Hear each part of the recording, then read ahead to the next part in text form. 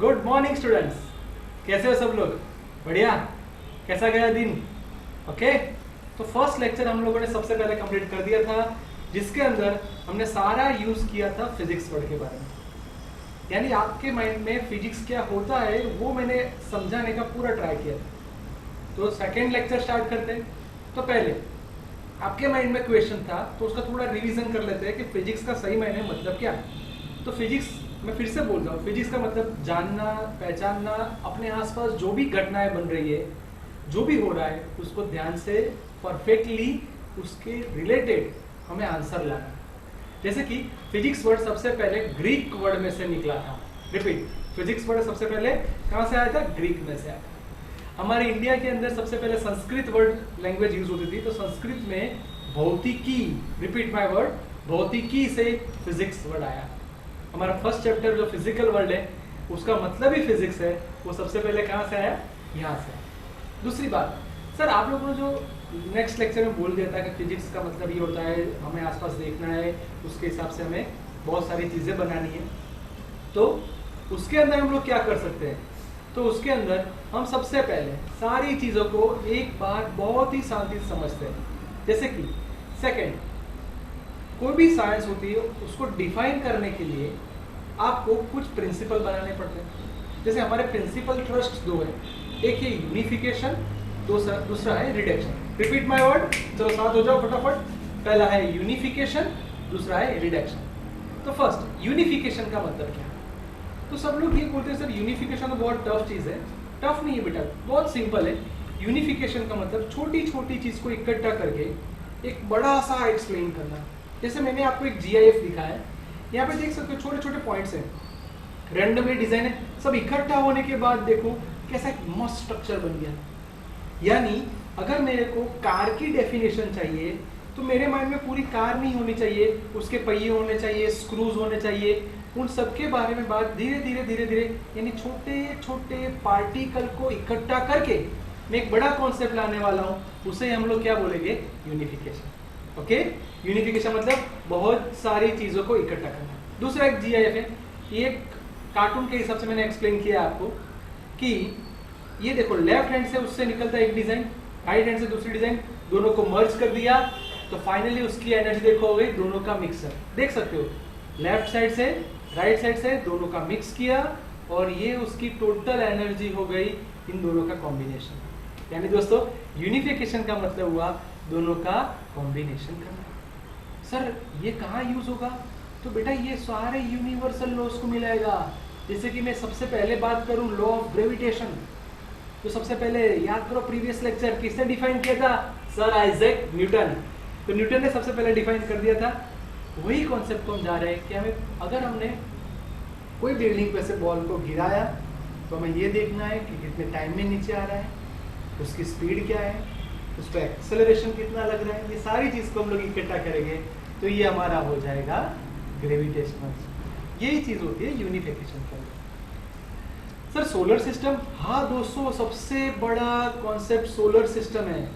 हर एक प्लैनेट का आप इंडिविजुअल समझो, वो क्यों घूम रहा है, उसके आसपास क्या घूम रहा है, और वो सब लोग किसके आसपास घूम रहे हैं, यानी हमारे सन के आसपास सारे घूम रहे हैं, वो सब डिफाइन होता है ये यूनिफिकेशन के अंदर। ओके, जैसे कि आप लोग को मैंने ये डायग्राम एक्सप्लेन किया है सोलर का।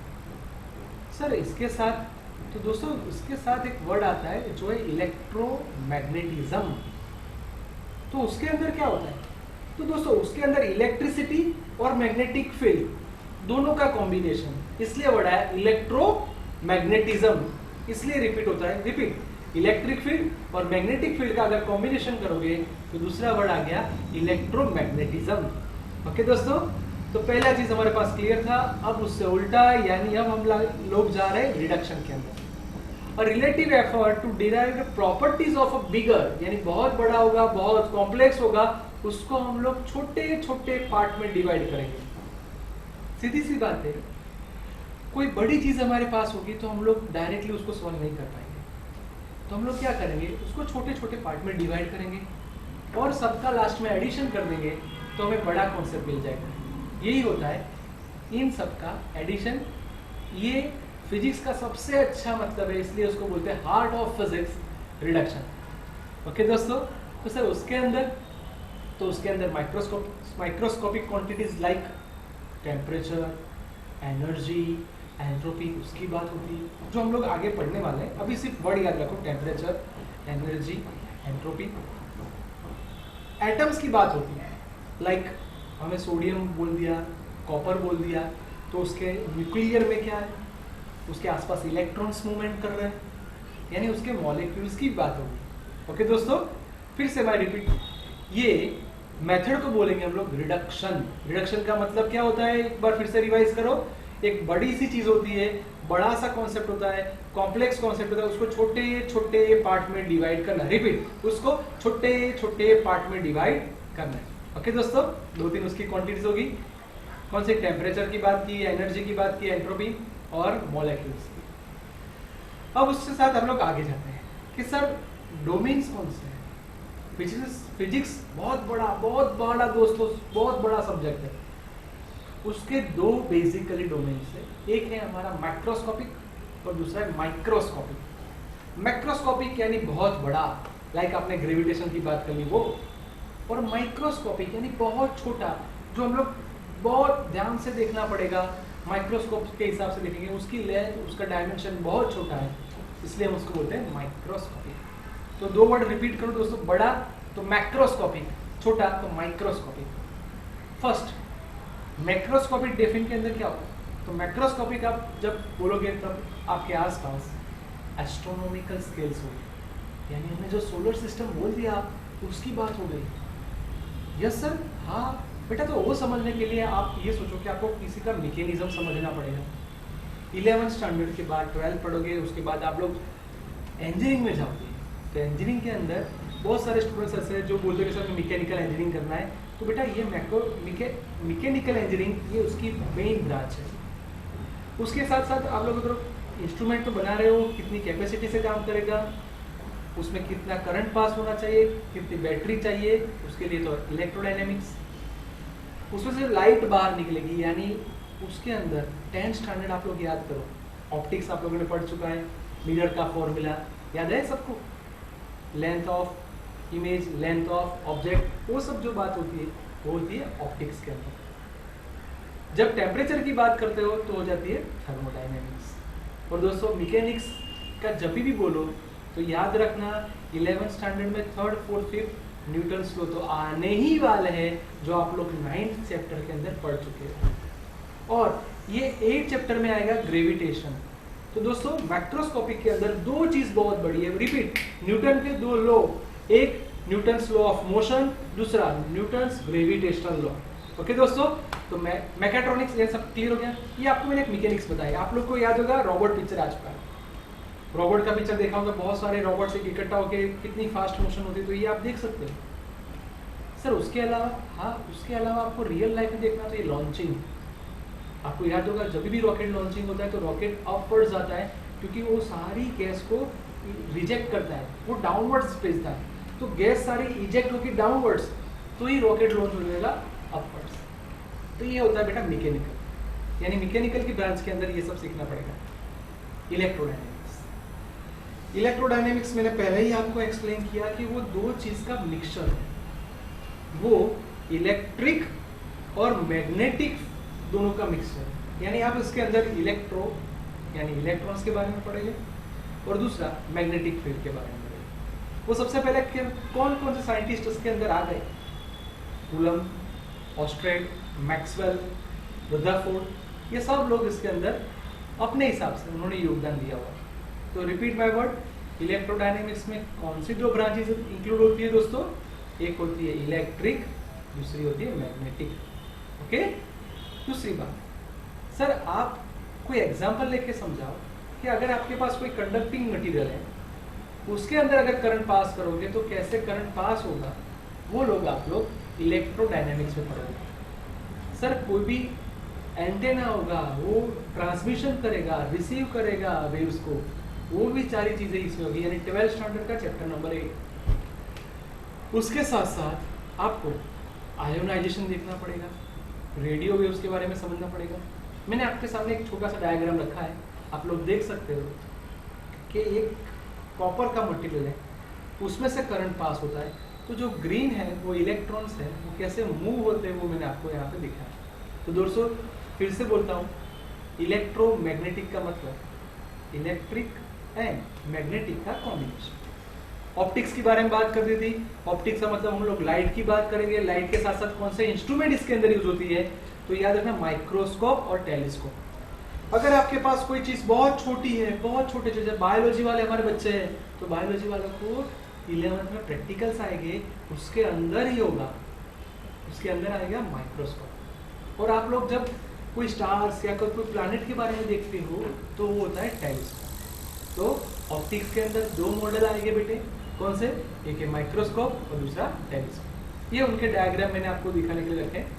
जो पहला वाला है वो है माइक्रोस्कोप, दूसरा वाला है वो है टेलीस्कोप। सर एक ब्रांच बची है, कौन सी, थर्मोडायनेमिक्स, यानी जिसके अंदर आप लोग टेम्परेचर की बात करोगे, उसके अंदर आप लोग उसकी एनर्जी की बात करोगे, एंट्रोपी की बात करोगे, ये सारी चीज आएगी थर्मोडायनेमिक्स में। जैसे कि हम लोग जब बाइक चलाते हैं ना बेटा, बाइक एक्टिवा जो भी, तो सारा कॉन्सेप्ट थर्मोडायनेमिक्स पे ही है। जो ट्रेन का कॉन्सेप्ट है वो कुछ इस तरह से है। मैंने आपके सामने एक मॉडल रखा है, आप लोग को समझ में आएगा। ट्रेन, अगर यहाँ पे मैंने कोलसा डाला हुआ है, ट्रेन से मैंने उसको बंद करना चालू किया तो ये हीट पकड़ेगा, हीट पकड़ेगा यानी इसकी सारी स्टीम बाहर की तरफ धक्का लगाएगी, यानी ये पिस्टन आउटसाइड जाएगा। जैसे ही पिस्टन आउटसाइड गया, ये सारा इसके साथ इन्वॉल्व होगा और इसकी रोटेशन सर्कल में होना चालू हो जाएगी। देखा दोस्तों, तो ये पूरा मैकेनिक्स होता है हीट इंजन का। जो हमारे स्टीमर, ट्रेन, वो सभी जो मूवमेंट करते हैं वो उसका बेसिक कॉन्सेप्ट ये है। दूसरी बात, सर बड़ी चीज तो क्लियर हो गई, छोटी छोटी चीजें बोलते हैं। छोटी चीज यानी माइक्रोस्कोपिक डोमेन, यानी किसी का भी एटम की बात कर लो, उसके मॉलिक्यूल्स की बात करो, उसके न्यूक्लियर की बात करो, ये सारी चीज कहाँ आती है, माइक्रोस्कोप। रिपीट, कौन कौन से वर्ड मेरे साथ दोस्तों, एटॉमिक, मॉलिक्यूल्स और न्यूक्लियर।